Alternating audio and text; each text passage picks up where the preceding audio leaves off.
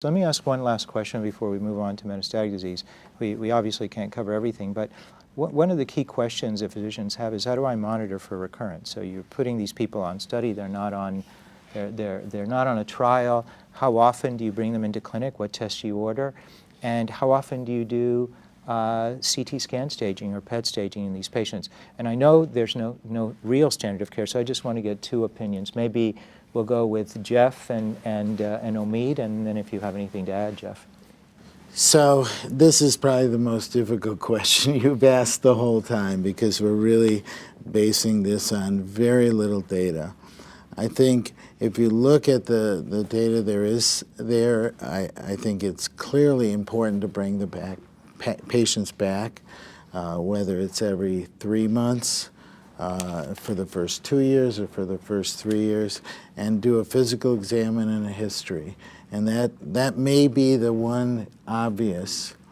Laboratory values, including LDH, may help slightly in a few patients, but I'm sure is not cost effective. And then there's imaging, and I have patients who call the associated syndrome scanxiety, because it certainly induces great anxiety. We follow a certain algorithm, and I'm afraid to say the algorithm is accepted by NCCN, but if you look at NCCN guidelines, they will allow you do a very broad approach to a follow-up. But if there's a patient who's very high risk, stage 3B and 3C, we actually do monitor them with scans at 6-month intervals for the first 2 to 3 years, and then probably come back to an annual for the next couple years. If it's below that, we certainly do it less and sort of try to estimate the risk on almost an individual basis. And those are the most difficult. Who do you do CT scans on patients with T3B lesions? I don't tend to do that. But I know that the NCCN allows you to do scans, or at least consider scans, every 3 months, every 6 months, every 12 months as being reasonable. And I can't argue with that, but I choose to try to follow those patients closely. And at most, I would probably get a scan annually, but I have very little evidence-based data. So Jeff, do you change your surveillance patterns or recommendations based on whether they're getting adjuvant therapy or not?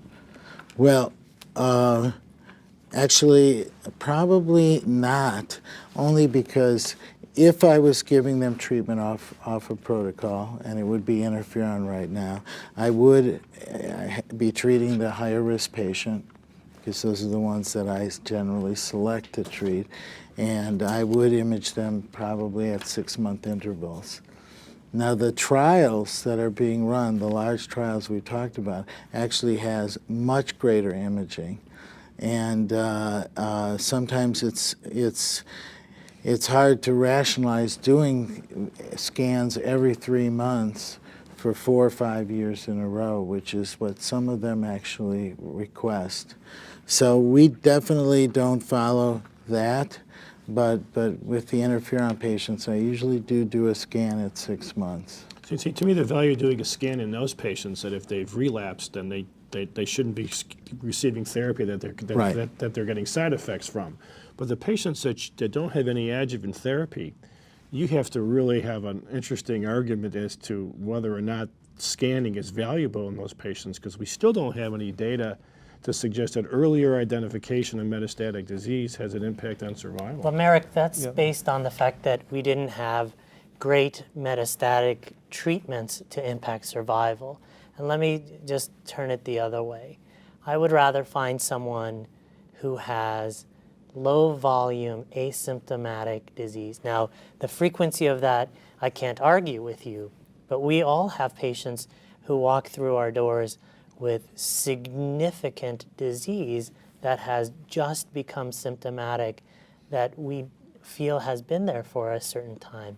And the therapies that we have that are efficacious with long-term survival benefits like ipilimumab, you need to have that runway, that time to give them the therapy before their performance status starts to drop, before they become symptomatic.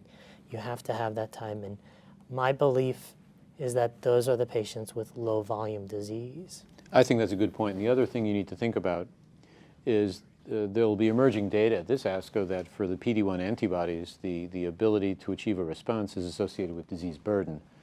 So the lower disease burden patients have a much higher chance of a response. Probably also true to some degree with IPI. So there may be an advantage to getting them early. And the other advantage with a stage 4 resected patient for me is they have such a high risk of relapse.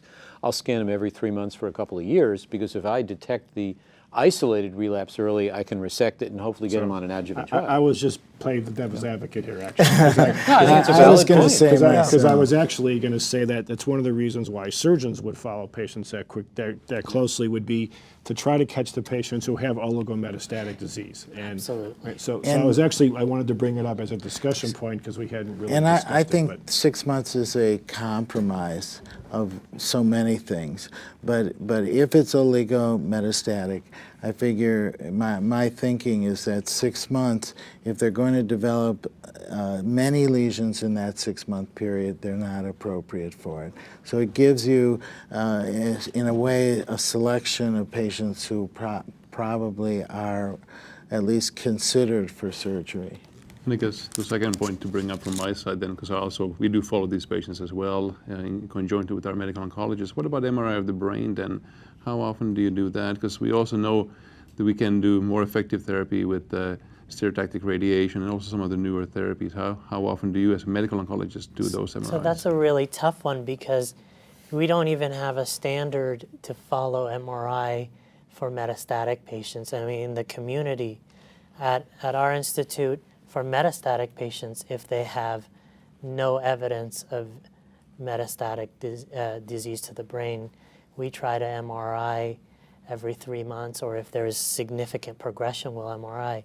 In the adjuvant setting, it's less clear, and we really don't unless there is evidence of progression in the body. So we do, in an adjuvant setting, we do MRI of the brain once a year.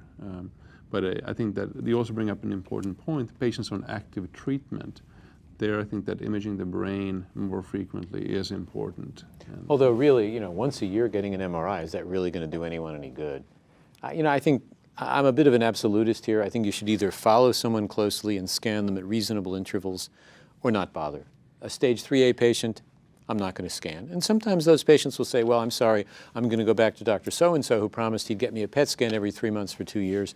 And I'll say, that's nice, but there are no data to support doing that. And there's a significant pharmacoeconomic issue here. It's expensive.